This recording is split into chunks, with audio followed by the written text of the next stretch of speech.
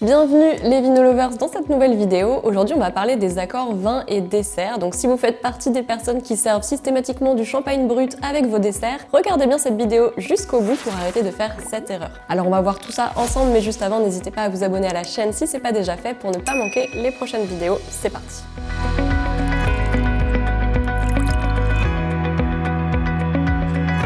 Alors, quel vin boire avec les desserts? C'est une question très vaste puisque ça va dépendre du dessert en question, de ses saveurs et surtout de son dosage de sucre. La chose importante à comprendre, c'est que le vin et le dessert doivent être harmonieux ensemble au niveau de leur taux de sucre. Si vous servez un blanc sec avec un dessert très sucré, ça va pas marcher puisque le sucré du dessert va faire ressortir le côté acide du vin et le rendre très agressif en bouche. En fait, ça va exacerber son acidité. Donc ici, l'exemple classique qui ne fonctionne pas, c'est de servir du champagne brut ou extra brut en dessert. Le fait de servir un vin effervescent et très peu sucré avec un dessert qui lui contient beaucoup de sucre, ça va juste rendre le champagne très désagréable à boire et très agressif. Et je sais de quoi je parle parce que c'est une erreur que beaucoup de gens font, et même avant de m'intéresser au vin, je me suis toujours dit que le champagne à l'apéritif était super agréable à boire, super frais, super léger, alors qu'en dessert, j'arrivais jamais à finir mon verre justement parce que je trouvais pas ça agréable et super difficile à boire. Donc au final, si vous voulez servir des bulles avec votre dessert, privilégiez les champagnes écréments demi-secs ou doux, donc ceux qui contiennent plus de sucre. On conseille souvent du champagne rosé pour aller avec tous les desserts aux fruits rouges, donc pourquoi pas puisque ça va faire écho aux arômes de fruits rouges du champagne, mais du coup il vaut mieux que ce soit un demi-sec rosé pour équilibrer le sucre entre le vin et le dessert. Là ça va parce que les fruits rouges ça reste assez acide, donc en général on est sur un dessert plutôt léger, donc pas de souci avec un champagne demi-sec. Maintenant, l'autre possibilité que vous avez avec vos desserts, c'est de servir un vin sucré, c'est-à-dire un demi-sec, un moelleux ou un liquoreux. Par exemple un vin d'Alsace en vendange tardive, une sélection de grains nobles du Bordelais ou de la Loire, un vin de paille ou même un vin de glace. Donc là, il y a énormément de choix. Ce que vous pouvez faire, c'est chercher un vin qui a des arômes un peu similaires à votre dessert et aussi un taux de sucre à peu près équivalent pour qu'ils matchent bien ensemble. Donc dans l'ordre du moins sucré au plus sucré pour les vins, c'est demi-sec, moelleux et enfin liquoreux qui va être la catégorie de vin la plus sucrée. Alors si vous avez un dessert à base de fruits plutôt acide et pas très sucré, il va falloir proposer un vin qui a également une belle acidité, sinon il va paraître plat par rapport à votre dessert. Donc là, c'est vraiment une question d'équilibre entre le sucre et l'acidité du dessert et le sucre et l'acidité du vin. Alors on n'a pas parlé du chocolat, mais on y arrive justement. Vous avez peut-être déjà entendu dire que le vin rouge se marie bien avec le chocolat. C'est vrai que ça se marie bien avec les chocolats intenses, mais il faut pas choisir n'importe quel vin rouge. Les tanins peuvent renforcer le côté déjà amer du cacao, donc il nous faut un vin rouge à la fois assez doux, toujours pour équilibrer le sucre du dessert, et peu tannique pour ne pas renforcer l'amertume si on est sur un dessert au chocolat noir intense. Et ce style de vin, ça existe, ce sont les vins mutés, autrement dit tout ce qui est Porto, Mori, Banyuls, etc. Donc le Porto, c'est l'accord très classique des desserts au chocolat. Si vous voulez en savoir plus sur les vins mutés et le Porto, je vous remets le lien d'une vidéo là-dessus directement en description.